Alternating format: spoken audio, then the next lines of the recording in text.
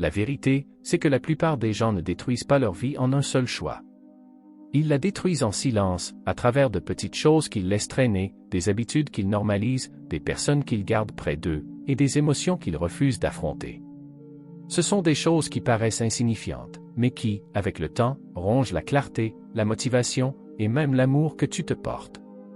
Aujourd'hui, on va voir cette chose que tu dois absolument supprimer avant qu'elle ne ruine ton avenir. Et reste bien jusqu'à la fin, la dernière est celle que presque tout le monde ignore. Premièrement, les personnes qui épuisent ton énergie. Ton cerveau imite l'état émotionnel des gens qui t'entourent.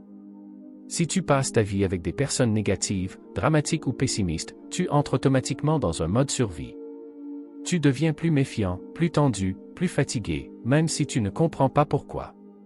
Tu n'as pas besoin de gens parfaits autour de toi. Tu as juste besoin de gens qui ne rendent pas ta vie plus lourde. Supprime les relations qui t'épuisent, et tu verras ton esprit respirer à nouveau. Deuxièmement, la procrastination déguisée en « demain ». La procrastination n'est pas de la paresse. C'est une fuite.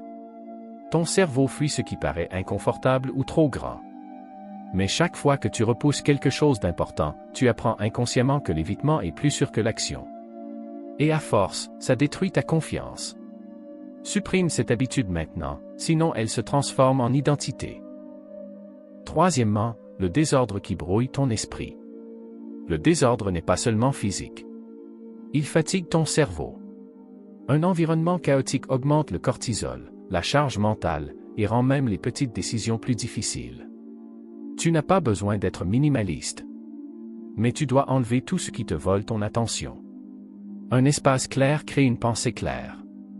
Quatrièmement, l'envie de plaire à tout le monde. Vouloir être aimé par tout le monde, c'est perdre son identité petit à petit. Cette habitude vient souvent de l'enfance, quand l'amour était conditionnel. Plus tu essaies d'être acceptable, moins tu deviens toi-même. Supprime cette dépendance au regard des autres, et tu libéreras enfin ton vrai moi. Cinquièmement, les attentes irréalistes envers toi-même. Tu te compares, tu te juges, tu t'écrases. Et pourtant, personne ne t'a demandé d'être parfait. Ces attentes impossibles viennent souvent des réseaux, de la pression sociale ou du besoin de prouver quelque chose. Mais elles ne font que t'épuiser. Supprime ces standards irréels. Avance à ton rythme. Tu seras surpris de ce que tu peux accomplir quand tu arrêtes de te punir. Sixièmement, les distractions qui volent des années de ta vie. Ce ne sont pas les grandes catastrophes qui gâchent une vie. Ce sont les petites distractions qui se répètent, le scroll infini, les notifications, le bruit mental constant. Tu ne te rends même pas compte que ces choses te volent ton attention, ta concentration, et même ta capacité d'être présent. Supprime-les. Protège ton attention comme si c'était un trésor. Septièmement, la douleur que tu refuses d'affronter. La douleur ignorée ne disparaît jamais. Elle se cache dans tes réactions, dans tes relations, dans tes choix. Plus tu évites de la regarder, plus elle contrôle ton avenir. Ce n'est pas ton rôle d'être forte en permanence.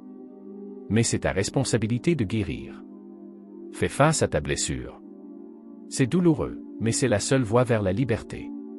Si une seule de ces choses est encore présente dans ta vie, elle influence déjà ton avenir. Et plus tu attends, plus l'impact devient invisible, mais profond. Mais voici la bonne nouvelle, le jour où tu commences à supprimer ce qui t'alourdit, ta vie ne s'améliore pas seulement. Elle change de direction. Si tu veux d'autres vidéos basées sur la psychologie pour créer la clarté, la force et des habitudes saines, abonne-toi dès maintenant.